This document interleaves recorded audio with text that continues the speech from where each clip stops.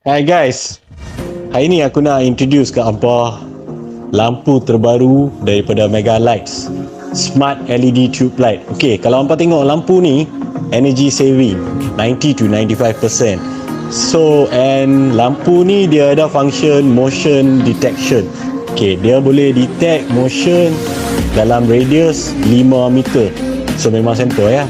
Okay, and lampu ni dia equip dengan integrated motion detection system, and dia boleh tingkatkan dia punya cahaya dan kurangkan dia punya cahaya.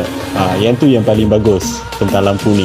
And cara nak pasang lampu ni memang cukup senang and cukup reliable lah untuk kegunaan harian. Okey, tunggu apa lagi guys? Dapatkan lampu terbaru LED Smart Tube Light daripada Mega Lights. Terima kasih guys.